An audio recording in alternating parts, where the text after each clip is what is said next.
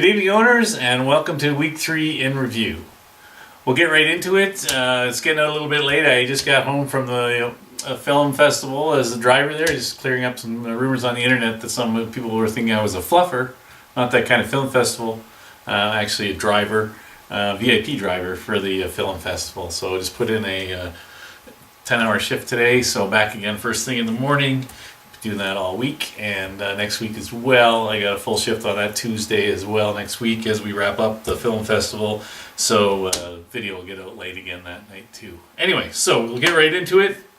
Game of the week, we're going to call it Missing Megatron's Johnson and Mean Green Machine, 6-point win. Missing Megatron's Johnson came back on Monday and won with a 133.5 over a 127.5, a 6-point victory for them. Notables, MGM, Darren Sproles, running back for Philadelphia, put down 34 points. And on Missing Megatron's Johnson, Coleman put up 29 points for Atlanta Monday night to clinch a victory for him. Noting Emmanuel Sanders on Missing Megatron's Johnson's bench for 37 points. I guess he was resting him up for a big week next week when Denver and Cincinnati, I think, meet up. Oh, sorry, they just done it up. So Denver and I believe Tampa. Next game we have for you, we got Mac Daddy who played Steel Curtain, and Mac Daddy came out on top with a 116.5 over Steel Curtain's 108, which was a 6.5 point spread, and almost had them game of the week. Notables for them were Mike Evans, wide receiver Tampa Bay, Mac Daddy's put up 34 points. Well, David Johnson, running back for Arizona, put up 25 points. Notes on the Mac Daddy side of the fence. Nice start to his quarterback, Ryan Fitzpatrick for the Jets. Put up a nasty -3 for a total, which is pretty much unheard of for starting quarterbacks. So a nasty day for him. And T.Y. Hilton rode the bench for Steel Curtain, which probably would have gotten the win as he put up 41 points and sat on the bench. And as well for Mac Daddy, he left Devontae Freeman on the bench, and he put up 36 points as the Atlanta running back on Monday night. Didn't need it, got the win. Next up, Forsy's Fockers. And took another impressive win, and took down Acadian Assassins, 118 to 110.5. Another close game, but decided on Sunday night, so not really much of a game. On Monday, it was Julio Jones didn't put up very many points, if any at all. Notables. Odell Beckham Jr. put up 24 points for the Acadian Assassins, and Eli Manning and Hill, the running back for Cincinnati, both put up 21 points on the starting side for Forsy's Fockers, and Kirk Cousins as a quarterback on the bench for the Fockers had 28 points. Lucas Kickers over two tired, 161 to 133. Dougie Baldwin, Seattle wide receiver, put up 35 points as the most for a player on Lucas's team. And Aaron Rodgers put up 34 points for two tired in the loss.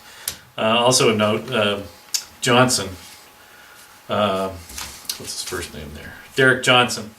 He's a Kansas City linebacker, put up an impressive 23 points for a defensive player, and was started by two tired, but in a frugal effort, didn't get the win.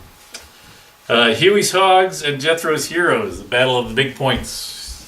Jethro's Heroes put up 211 points to break the 200 barrier to Huey's Hogs 183.5, which would have beat every other team in the league except for Jethro. Jones, the Detroit wide receiver, put up 50 points for Jethro's Heroes. Well, Huey's Hogs, Jordy Nelson, for Green Bay wide receiver, put up 33 points for his number one player. The dog of the week for the game, and also featuring yours truly once again. Conley's Crusaders over Tuscany Mayhem, 148 to 117.5, a 31.5 point lead for Conley in the win. Jameson Winston, Tampa Bay quarterback, put up 38 points for me on a losing side of things. And Michael, the running back at Seattle, put up 29 points for Conley's Crusaders. On the bench, Conley left Stafford 42 points, which thankfully he did. And I left Fleener, tight end, 28 points. And having riding home on the C train after a hard day yesterday, you didn't notice that New Orleans bench need due to a sore toe, for God's sake. And so I got zip points for him on Monday night, where if I had thrown in Fleener, who was the only player available to me to throw in as tight end, it would have made for more of a nerve-wracking game and got my score up to like 146.5, which would have had Conley sweating a little bit more than no points at all.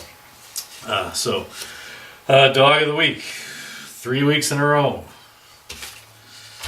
To go over the scoring, we've got top 5 players in fantasy points in our league this week. Number 5, Jameis Winston, the quarterback for Tampa Bay, put up 38 points. Tuscany Mayhem in the loss for them. T.Y. Hilton, wide receiver for Steel Curtain, put up 41 points on the bench, part of the loss for him as well. Matt Stafford for Conley's Crusaders, he put up 42 points, riding the bench. Trevor Siemian for Denver, quarterback, put up 46 points. Nobody owns him, he's a free agent. And Marvin Jones, the wide receiver for Detroit, he put up 50 points. And Jethro's Heroes had him, which helped him get over the 200 mark with a 211 score. And if I didn't mention when I should have, sorry about that, Jethro, the 211 is our high score of the week. And he gets that as well as $10. And our low score of the week went to Steel Curtain, I do believe, with his 108. So he'll get a trophy on the ESPN website for the worst score this week. Not something we want, but it wasn't me, so I'm glad. So top players. There we had 5 top players. 1 was free agent, and 2 riding the bench. So that's it. The top tight ends. The two top tight ends were mine, Fleener and Zach Miller. Mayhem, they put up 28, 27 points. Like I said, the 28.1 was on the bench, 27 was started. The top defensive player, Derek Johnson, a Kansas City linebacker, like we said, T-Tired had him for 23 points, but didn't help in his loss. The Chiefs defense put up 35 points, which is a really good score. I thought I should get more points for the Patriots pitching a shutout, but no. So 35 points to the D for the Chiefs, and they're free agent as well. And the kicker was Dustin Hopkins. He's the Washington kicker. He put up 19 points. Pretty good points for a kicker as well. He's a free agent as well. Next week, give you a heads up. It is start of bye weeks. So the following 2 teams will be sitting. We will see Green Bay and the Philadelphia Eagles sitting out next week. So if you have players for either of those 2 teams, be advised bye week they won't be playing, and they're pretty upset when you put them in the lineup on their week off. So take a look, get some other players.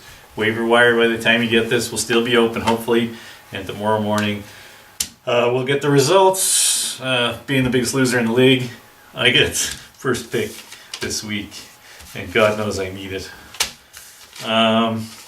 So next week, week 4, we have Tuscany Mayhem, 0-3, looks to pop his win cherry at Mac Daddy's 2-1 with an injured lineup. So hopefully get something out of the waiver wire here, shore up my lineup, and we'll hope for the best and see what Mac Daddy's trending down. 2-1, not a bad team. We'll see how he makes out, and hopefully we'll get our win. We got Mean Green Machine 2-1 faces undefeated Conley's Crusaders at 3-1 in a tight battle there. Both teams were performing quite good. We got Missing Megatron's Johnson at 1-2 battling a Rusty Steel Curtain, who's also sitting at 1-2, who was week 3's lowest score. So hopefully he'll pull his stocks up from that, get ahead and get a win here. Huey's Hogs 1-2 brings his high flying offense into Acadian Assassins, who are also 1-2, and this will be a rematch of last year's finals. And the surprising Forces Fockers at 2-1 will take on 2-1 Luke-ass Kickers, who are favored in this matchup next week. And last but not least, we got Jethro's Heroes 3-1 taking on his brother. Too Tired in the Battle of the Bisels. And if Brad goes on to win this week, this is the week that he should pull out a win. It's going to be a little tough. Aaron Rodgers will be off on a bye week this week. Setting your schedules. Thursday we'll see the Bengals in Miami for the Thursday night game. And for the Monday night football game, we're going to see the Minnesota Vikings at the New York Giants. That's it. Short and sweet this week. And take care. Have a good week. Football in a couple of more sleeps. And we'll talk to you next Tuesday late again. And then I'll get back to a regular schedule after that. So have a great week. Take care. And let's hope us 0-3 guys pull up our socks and get a win here.